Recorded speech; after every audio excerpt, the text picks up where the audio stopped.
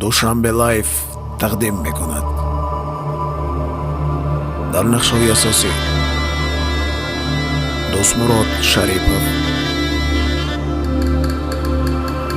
меҳрангези убайдулло, фирдавс ҷамолов, ашуралӣ хонов, алишер алиев, лола исматова. Коргардон Фарухи Ашурзод. муаллифи сценария Ашуралӣ Хонов. филми тақдир.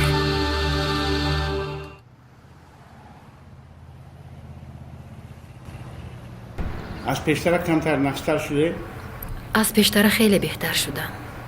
ҳамин бемории тарбот ҳамин хел беморӣ аст ки бемории дуру дароз аст, лекин шифоёбандаешон. шумо ҳамин табобатҳоятонро давом тиҳед, иншоалло нағз мешавад. фақат шумо бояд ки асабоятонро нигоҳ доред. ин аз асабоният бисёр вобастагӣ дорад. ҳар зиндагӣ мушкил аст, аммо мо бояд кӯшиш кунем ки асабоният нашавем, доруҳоро истифода баред, иншоалло шифо меёбед. ана ман боз якду доруи нав навиштам. танҳо якташ сӯзан дору аст, дигараш ҳамаш ҳабсу таблетко мехӯред, иншоалло шифо меёбед.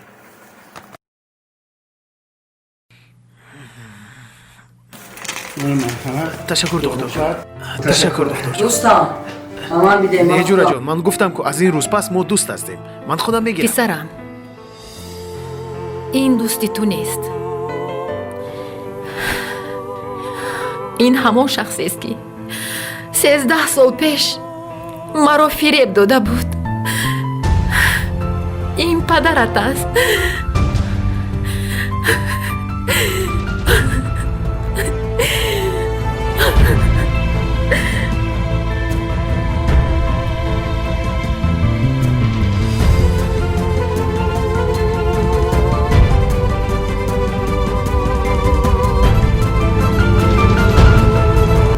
оча, чӣ хел падари ман?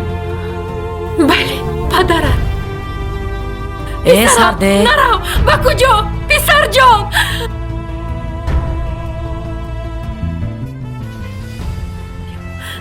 духтурҷон, узри зиёд. ин вазъияти оилавии худатон аст, худатон бо фарзандатон ҳал кунед. духтурҷон, мо ҳар он чие ки шумо дар ин ҷо навистаед гирифта табобатро сар мекунем. бозам ба мо ягон роҳи дигарро нишон диҳед, то мо зудтар инро ба пӯ бихезонем. дар бемории ин ман гунаҳгорам, духтурҷон. ягон роҳи хубтару беҳтарро ба мо нишон диҳед, духтурҷон. ҳаст, роҳҳо вуҷуд дорад. мо дар дармонгоҳ шуъбаи физиотерапия дорем ки дар он ҷо ба воситаи лой, свет, массаж мо метавонем ки ба ин духтарак ёрӣ расонем. баъди гирифтани 10 рӯз ба назди ман мебиёед, ман ба шумо роҳхат медиҳам барои табобат дар хоҷаоби гарм. як ҷоя рафта ҳам истироҳат мекунед, ҳам табобат мекунед. иншоаллоҳ қабул. ин духтарак ба пӯ мехезад. қабул. ҳазор раҳмат, духтурҷон. ҳазор раҳмат, зинда бошед. албатта баъд аз 10 рӯз мо ба шумо занг мезанем. ташаккур. худо шифо диҳад. метавонед доктор.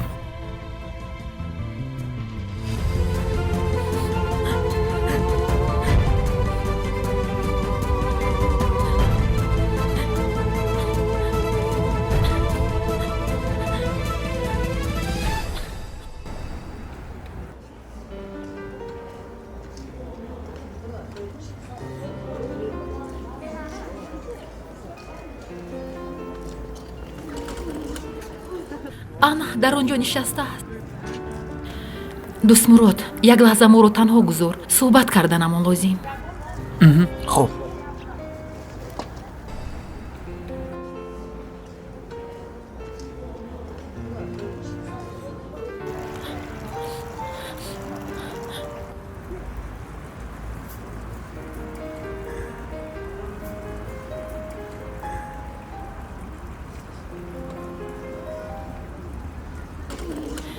фирдавс, писарҷонам, барои чӣ ин хел кардӣ?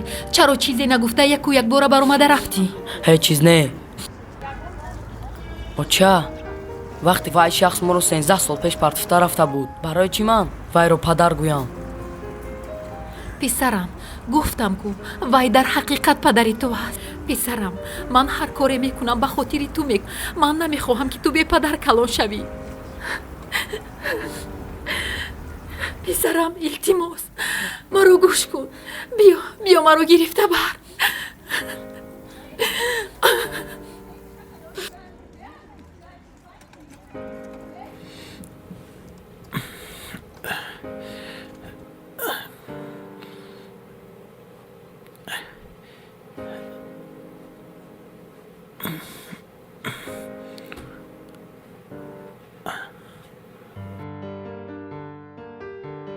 бачаҷон, дар пеши модарат шед.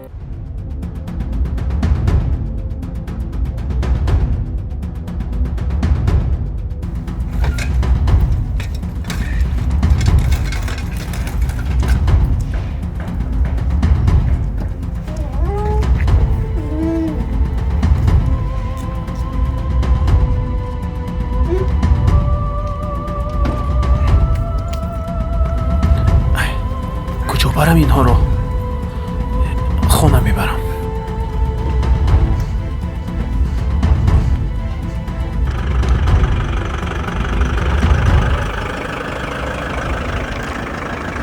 дар 15 сол ана духтари ту ҳам аллакай синфи 10-ро тамом кард. ҳамчунон тӯй кунем ки бигзор одамо даҳанашон кушода шавад. бигзор гапи шумо шавад майнаш. бигзор гапи шумо.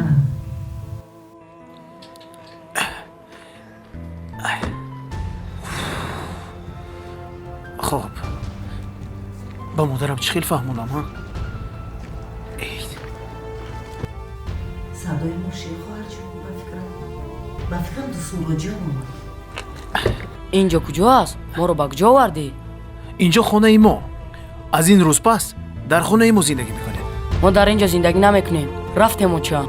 як лаҳза исто. о дар хонаи мо зиндагӣ мекунед охир? ҳеҷ гап не? бачам рост мегӯяд. ин хел бошад, ман дар инҷо зиндагӣ намекунам. мерам ба пеши бобоям. хайр ча. фирдавс, бачам, як равиятро парто. ӯро ба ҳоли худаш гузор.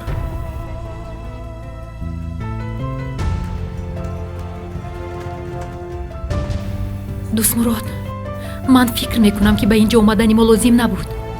чӣ лозим будану чӣ лозим набуданро аз ин пас ман медонам.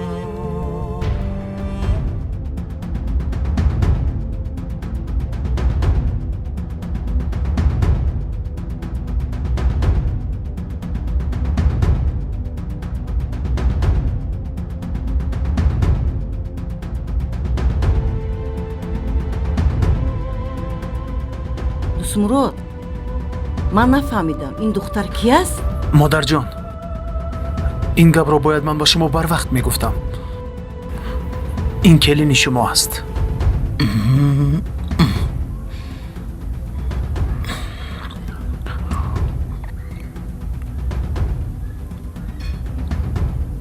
хош, ҳозир.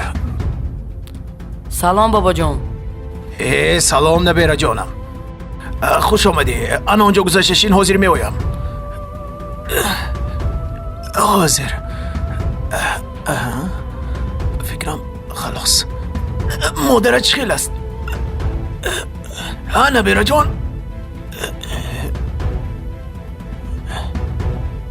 ҳозир канӣ.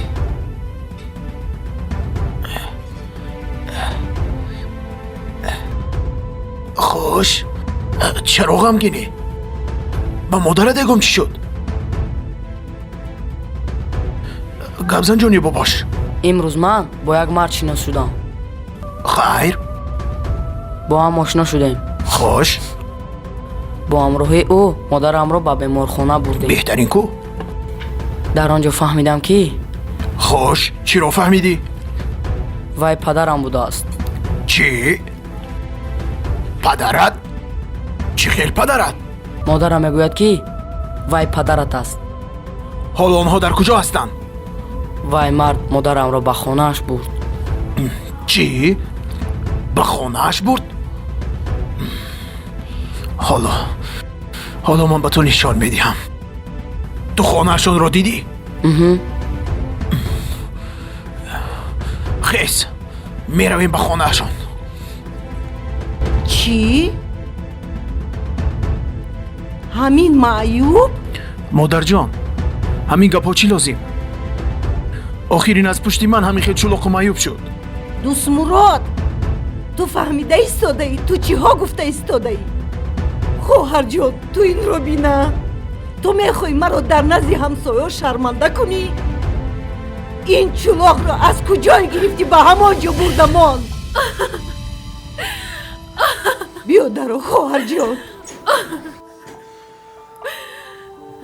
موضوع تو زیغ نشو، همش خوب میشود. کی هست؟ بیا. مرحمت. سلام علیکم. همین کس؟ بله. падар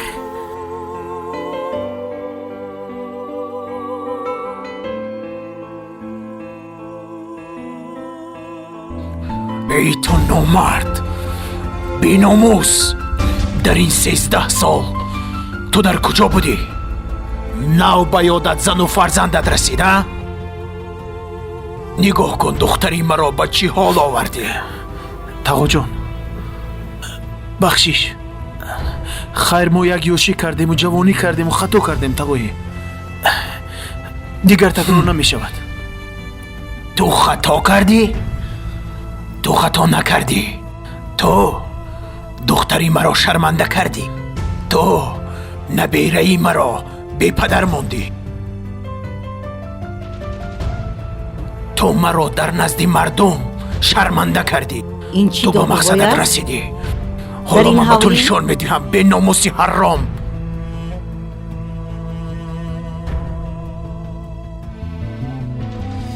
صاحب جمال، ها؟ این خونه ای تو هست؟ خانه ای من؟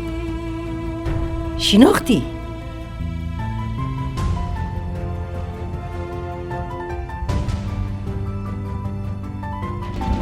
کسری سوچو شوهرت در ترما است.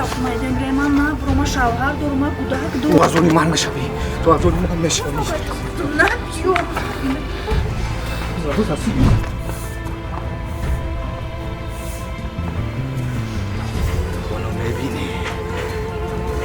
چی؟ باز آمدی که یک شپاتی خوری؟ صاحب جمال، کاش که دختری من هم به مثل تو میشد و به یک شپاتی جانش رو خلاص میکرد. ولی افسوس، ببین که دخترم به چی حالت افتاده است. احوال دختری تو سزای کاری توست. بهوده بزرگان نگفتن دری کس را به انگوش مزن که درد را با مشت میزنن.